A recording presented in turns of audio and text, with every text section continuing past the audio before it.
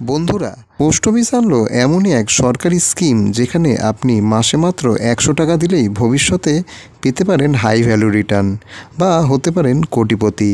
আসুন দেখে নেওয়া যাক কী কী নিয়ম রয়েছে এই স্কিমের মধ্যে। পোস্ট অফিসের এই স্কিমটির নাম হলো post office time deposit scheme, বা একে শর্টে অনেকেই পিওটিডিও বলে। আবার এখনকার দিনে অনেকেই এটাকে পিওএফটি বলে, যার মানে হচ্ছে পোস্ট অফিসের ফিক্সড ডিপোজিট স্কিম।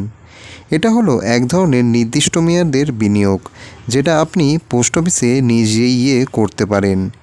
এখানে আপনি নিশ্চিন্তে নির্দিষ্ট সময়ের জন্য টাকা রেখে ভবিষ্যতে নিশ্চয়তা সহকারে ভালো টাকা রিটার্নও পেতে পারেন। এই পোস্ট অফিস টাইম ডিপোজিট বা ফিক্সড ডিপোজিট স্কিমের কিছু মেয়াদ বা টেনিওর রয়েছে। আপনি চাইলে 1 বছর, 2 বছর, 3 বছর বা 5 বছরের জন্য এখানে টাকা রাখতে পারেন। আপনি যেটা বেছে নেবেন সেটার ওপরেই ডিপেন্ড করবে আপনার ভ্যালুর ইন্টারেস্ট রেট। এবার আপনাদের মনে প্রশ্ন থাকতেই পারে, মিনিমাম এই স্কিম কত টাকা দিয়ে শুরু করা যায়? আপনি চাইলে ন্যূনতম 1000 টাকায় এই স্কিম শুরু করতে পারেন। এছাড়া আপনি যদি চান খুবই সামান্য অ্যামাউন্ট 100, 200 বা 500 এইভাবে যত খুশি ইনভেস্ট করতে পারেন, কিন্তু মনে রাখবেন যেন এই ইনভেস্টমেন্টগুলো রাউন্ড ফিগারে হয়। এবার আমি আপনাদের জানাই পোস্ট অফিসের এই স্কিমে কিভাবে ইন্টারেস্ট রেট কাজ করে। ইন্টারেস্ট রেট কিন্তু এখানে বিভিন্ন সময় বিভিন্ন অনুযায়ী আলাদা আলাদা হয়, আর এই ইন্টারেস্ট প্রতি কোয়ার্টার মানে 3 মাস পরপর কম্পাউন্ড হয়, মানে সুদের ওপর আবার সুদ যোগ হয়। বর্তমান দিনে এখানে সুদের হার যাচ্ছে 1 বছরের যদি করেন তাহলে 6.9%, 2 বছরের করলে 7%, 3 বছরের করলে 7.1%, আর যদি 5 বছরের করতে পারেন তাহলে তো আপনি পেয়ে যাবেন সোনায় সোহাগা 7.5%-এর খুবই উচ্চ দরে সুদ। এবার আপনাদের মনে প্রশ্ন থাকতেই পারে যে আমি এই স্কিমে চলাকালীনই মাঝপথে যদি টাকা তুলতে চাই তাহলে কি হতে পারে? আপনি চাইলে 6 মাস পর এই স্কিম থেকে টাকা তুলতে পারবেন, তার আগে তোলাটা উচিত হবে না।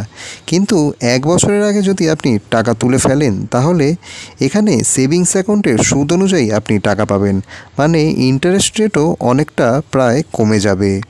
আপনারা অনেকেই জিজ্ঞেস করতে পারেন যে এখানে ইনকাম ট্যাক্সের সুবিধা পাওয়া যায় কি না। হ্যাঁ, আপনি যদি 5 বছরের মেয়াদ এখানে বেছে নেন তাহলে আপনি সেকশন 80C এর আওতায় ইনকাম ট্যাক্সেও ভালো টাকা ছাড় পাবেন। পোস্ট অফিসের এই স্কিমে রয়েছে ট্রান্সফার ও রিনিউয়ের খুবই একটি ভালো সুবিধা। আপনার অ্যাকাউন্ট অন্য যে কোনো পোস্ট অফিসে আপনি চাইলে খুব সহজেই ট্রান্সফার করতে পারেন। আবার মেয়াদ শেষ হওয়ার পর আপনি চাইলে একই সময়ের জন্য আবার সেটিকে রিনিউ করতে পারবেন।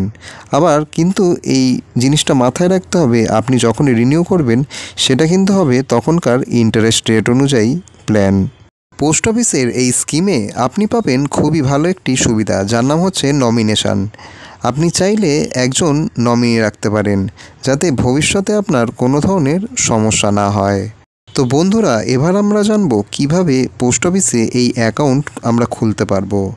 সর্বপ্রথম আমাদের নিকটবর্তী পোস্ট অফিসে আমাদের ফিজিক্যালি যেতে হবে। সেখান থেকে একটি অ্যাপ্লিকেশন ফর্ম কালেক্ট করে সেটাকে ফিল আপ করতে হবে, এবং সেখানে আমাদের আধার, ভোটার বা প্যান কার্ড এবং ঠিকানার প্রমাণসহ 1 বা 2 কপি ছবিও দিতে হবে।